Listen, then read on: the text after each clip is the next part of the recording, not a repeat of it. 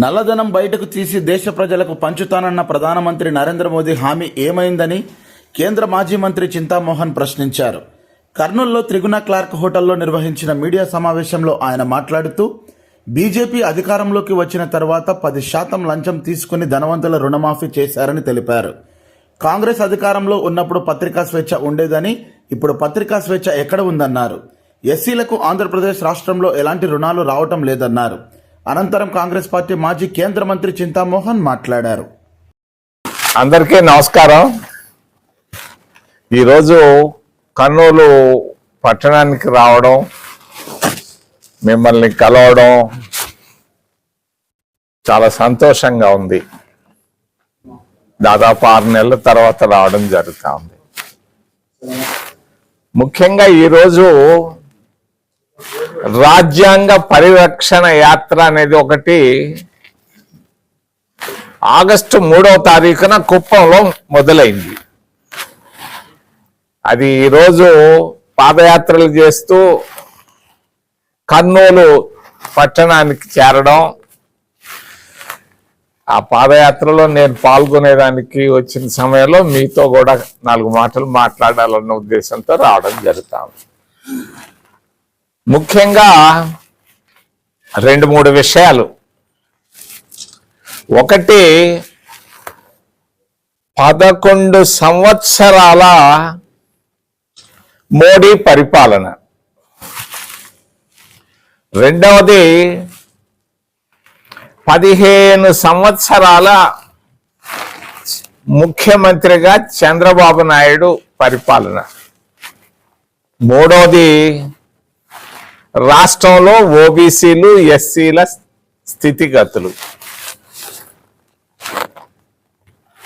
మోడీ గారు 11 సంవత్సరాల క్రితం దేశానికి ముఖ్యంగా 2 వాగ్దానాలు చేయడం జరిగింది. మొదటి వాగ్దానం, దేశంలో ఉన్నటువంటి నల్లధనాన్ని బయటికి తీసి భారతదేశంలో ఉన్నటువంటి ప్రతి కుటుంబానికి 15 లక్షల రూపాయలు ఇస్తానని ప్రామిస్ చేయడం జరిగింది 11 సంవత్సరాల క్రితం. నేను అడుగుతున్నాను సూటిగా మోడీ గారిని, భారతీయ జనతా పార్టీని, మీరిచ్చిన వాగ్దానం ప్రకారంగా ఎన్ని కుటుంబాలకి మీరు 15 లక్షల రూపాయలు ఉచితంగా ఇచ్చారా లేదా? నాకైతే కనిపించటం లేదు, మీకు కనిపించటం లేదు. ఇది ఆయన ఇచ్చినటువంటి మొదటి వాగ్దానం సంపూర్ణంగా విఫలమైంది. రెండవది, 11 సంవత్సరాల క్రితం చెప్పాడు ఆయన, సంవత్సరానికి 2 కోట్ల మంది నిరుద్యోగులకు ఉద్యోగాలు ఇస్తానని చెప్పాడు. అందరం నమ్మాం, దబదబాని ఓట్లేసాం. 11 సంవత్సరాలు పూర్తి అయింది. సంవత్సరానికి 2 కోట్ల ఉద్యోగాలు అంటే 22 కోట్ల మందికి ఈ రోజుకి ఉద్యోగాలు ఇవ్వాలి. నాకు తెలిసి కర్నూలులో ఒకరిద్దరికి కూడా ఉద్యోగాలు వచ్చినట్లేదు. 22 కోట్ల ఉద్యోగాలు ఇస్తానని చెప్పాడు. అవునా కాదా? అవును. ఎన్ని ఇచ్చాడు? కనీసం 1-2 ఉద్యోగాలు కూడా ఇవ్వలేనటువంటి నరేంద్ర మోడీ ప్రధానమంత్రి గారు. ఆయన ఇచ్చిన వాగ్దానాలు సంపూర్ణంగా విఫలమైనాయి. ఇది గమనార్హం. రెండవది, ఆయన సాధించినటువంటి గొప్ప స్కాములు. ఇందిరాగాంధీ గారు 50 సంవత్సరాల క్రితం బ్యాంకుల్లో జాతీయం చేసింది, ప్రైవేట్ బ్యాంకుల్ని జాతీయం చేసింది. బ్యాంకుల్ని జాతీయం చేసి రైతులకి, నిరుద్యోగులకి, నిరుపేదలకు కూడా అందుబాటులో బ్యాంకులు ఉండాలని ఆయమ్మ తీసుకొని వచ్చింది బ్యాంకులు. గత 11 సంవత్సరాల్లో నరేంద్ర మోడీ గారి ప్రభుత్వం, ఎన్డీఏ ప్రభుత్వం, కూటమి ప్రభుత్వం 14 + 6 14.5 లక్షల కోట్ల రూపాయలను రుణమాఫీ చేయడం జరిగింది. బ్యాంకుల్లో నుంచి తీసుకున్నటువంటి అప్పుల్ని 14.5 లక్షల కోట్ల రూపాయల రుణమాఫీ చేయడం జరిగింది. మరి ఎవరికి రుణమాఫీ చేశారు? రైతులకి ఏమన్నా చేశారా? గత 11 సంవత్సరాల్లో 0. వాని నిరుపేదలు, మహిళలు, జర్నలిస్టులు మీకెవరికైనా చేశారా? 0. ఎవరికి చేశాడు ఆయన? ఆయన ప్రభుత్వం ఎవరైతే 100 కోట్లు పైబడి బ్యాంకుల్లో అప్పు తీసుకొని ఎన్పిఏలు అయ్యారో వాళ్ళ అప్పులన్నిటినీ మాఫీ చేశాడు. ఎవరు వీళ్ళు? ఎక్కువ మంది గుజరాత్లో ఉన్నటువంటి మార్వాడీలు, ఆంధ్రప్రదేశ్లో కూడా చేశారు, తెలంగాణలో చేశారు, పక్క రాష్ట్రాల్లో కూడా చేశారు. నేను అడుగుతున్నాను బీజేపీ ప్రభుత్వాన్ని, ఆర్థిక మంత్రి నిర్మలా సీతారామన్ని గత 2.5 నెలగా, అమ్మా నువ్వు ఎవరెవరికి రుణమాఫీలు చేశావు? ఎవరు పెద్ద మనుషులు? ఏ పద్ధతిలో చేశావు? ఎందుకు చేశావు? దేశమంతా అనుకుంటున్నారు, ముఖ్యంగా ఢిల్లీలో పెద్ద పెద్ద ఆఫీసర్లు చెప్తున్నారు 10% రుణం కమిషన్లు తీసుకున్నారు. 14.5 లక్షల కోట్ల రూపాయల్లో 10% అంటే దాదాపు 1 లక్ష కోట్ల రూపాయల అవినీతి జరిగింది, అనుమానమే లేదు. ఇది పెద్ద స్కామ్, ఈ శతాబ్దంలోనే పెద్ద స్కామ్. భారతీయ జనతా పార్టీ, కాంగ్రెస్ ప్రభుత్వం, యూపీఏ ప్రభుత్వం ఉన్నప్పుడు 2G స్పెక్ట్రమ్ అన్నారు. ఈ 1 లక్ష కోట్ల అవినీతికి అది ఎంత చిన్నది. అయితే మేము వెంటనే వాళ్ళని జైల్లో పెట్టాం. కరుణానిధి కూతురును కూడా జైల్లో పెట్టాం. ఎవరిని? మంత్రులను కూడా, కేంద్ర మంత్రులను కూడా పెట్టాం. రాజాని జైల్లో పెట్టాం. నేను అడుగుతున్నాను, 14.5 లక్షల కోట్ల రూపాయలు రుణమాఫీ చేశావు, మరి ఈ కమిషన్లు ఎవరికి పోయినాయి? దీని గురించి దేశ ప్రజలకు తెలపాల్సిన అవసరం కేంద్ర ప్రభుత్వం నిర్మలా సీతారామన్ పైన ఉందని తెలియజేస్తూ, రెండో స్కామ్, ఎవరైనా వాళ్ళు దమ్ముంటే బీజేపీ వాళ్ళు కాదని చెప్పొచ్చు, ఈ రోజు కాకపోతే రేపైనా చెప్పొచ్చు. రష్యా నుంచి రెండో స్కామ్, రష్యా నుంచి మనం ముడి చమురు దిగుమతి చేసుకుంటున్నాం. అమెరికా వాళ్ళు కూడా అరుస్తూ ఉన్నారు. మరి ముడి చమురు ప్యూటిన్ ప్రభుత్వం దాన్ని చౌకగా ఇస్తా ఉంది భారతదేశానికి. లీటర్ పెట్రోలు, లీటర్ డీజిల్ 30 రూపాయలకి, తక్కువ 30 రూపాయలకి ఇస్తున్నారు. మనం ఈ రోజు పెట్రోల్ బంక్ పోతే 110 రూపాయలు పెట్రోలు, డీజిల్ 100 రూపాయలు.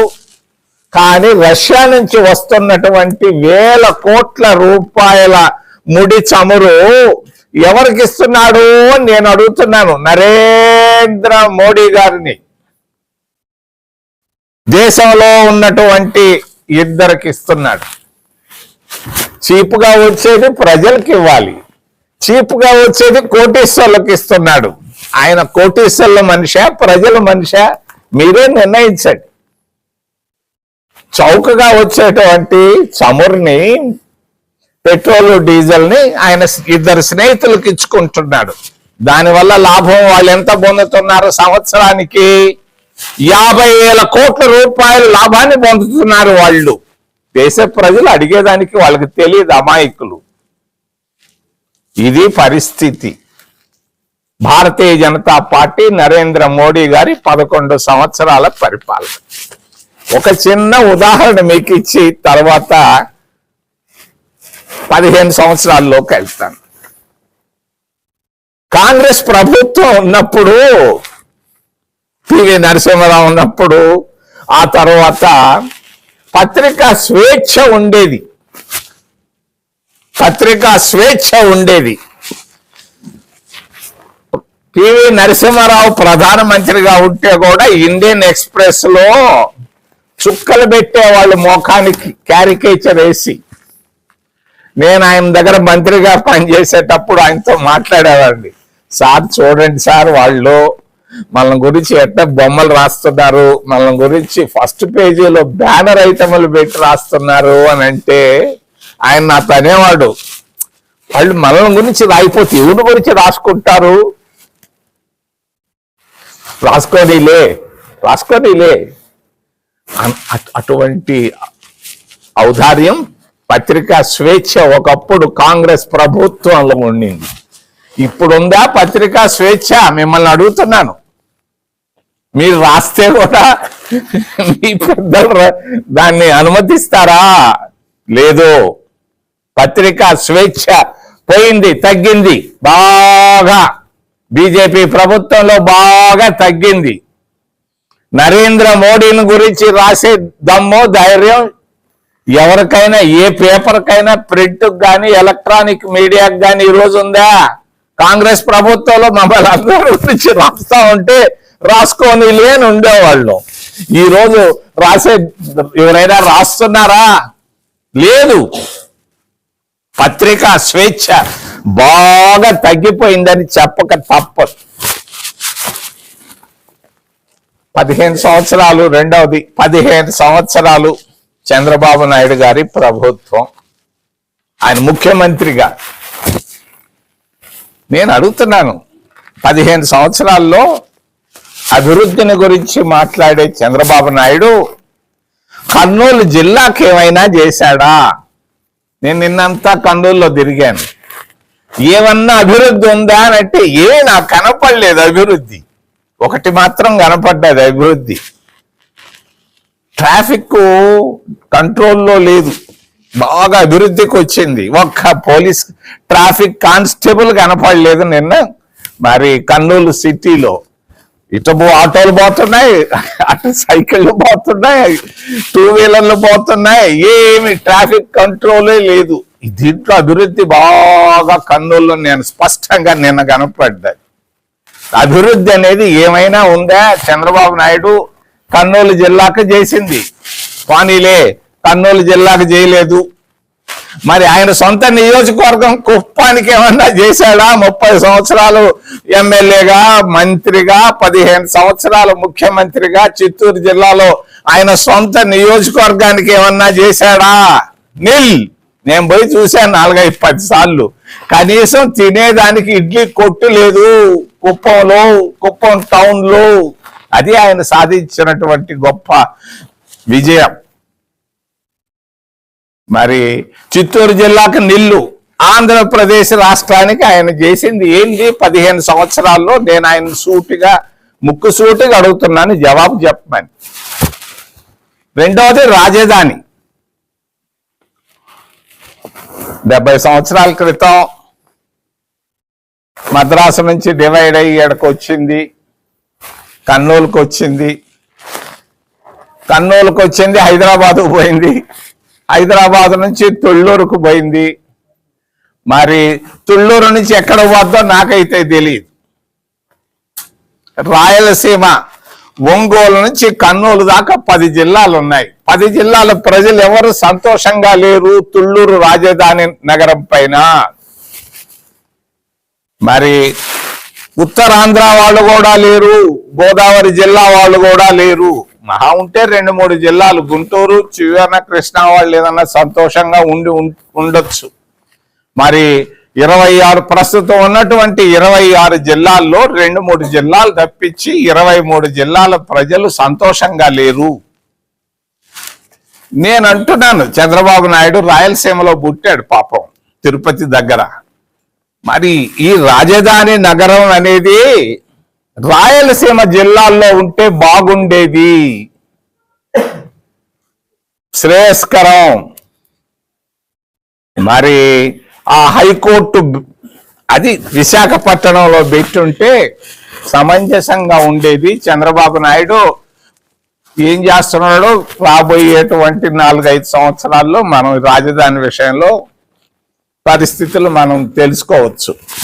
మూడోది, ఈ మధ్య కొత్తగా ఆయన ఒక కొత్త తరిమెల నాగిరెడ్డి లాగా మాట్లాడుతున్నాడు. ఒక ఆయన తరిమెల నాగిరెడ్డి గారని గొప్ప కమ్యూనిస్ట్ నాయకులు ఉండేవాళ్ళు అనంతపూర్ జిల్లాలో. ఆయన మాట్లాడినట్టుగా మాట్లాడాడు అనంతపూర్ జిల్లాలో చంద్రబాబు నాయుడు గారు, గౌరవ ముఖ్యమంత్రి గారు, సామాజిక న్యాయాన్ని గురించి. సామాజిక న్యాయం అంటే కులాల మధ్య చిచ్చులు పెట్టడమా, కులాల మధ్య తగాదా పెట్టడమా సామాజిక న్యాయం అంటే? నువ్వు సామాజిక న్యాయం మాదిగలకు చెయ్యాలనుకుంటే 15 సంవత్సరాలు నువ్వు ముఖ్యమంత్రిగా ఉన్నావు కదా, నువ్వు వదిలిపెట్టు ఆ ముఖ్యమంత్రి పదవి, మాదిగలకి ఇవ్వు, మేమంతా వచ్చి సంతోషంగా స్వీకరిస్తాం. అది సామాజిక న్యాయం అంటే. అది చేయకుండా ఈళ్ళల్లో కులాల మధ్య చిచ్చు పెట్టి ఈ రోజు రోడ్ల మీద తిరుగుతున్నారు దళితులు. దిక్కు దోచక కష్టాల్లో ఉన్నారు, కన్నీళ్లలో ఉన్నారని తెలియజేస్తూ నిన్న నేను మీ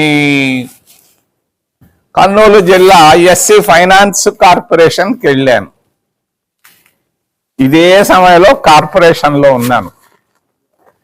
ఎస్సీ ఫైనాన్స్ కార్పొరేషన్ ని మొదలు పెట్టింది కాంగ్రెస్. మరి ఎస్సీ ఫైనాన్స్ కార్పొరేషన్ లో గత 7 సంవత్సరాల్లో ఎవరికైనా ఒక్కరికన్నా రుణం ఇచ్చారా అని అడిగాను అక్కడ అమ్మగారిని.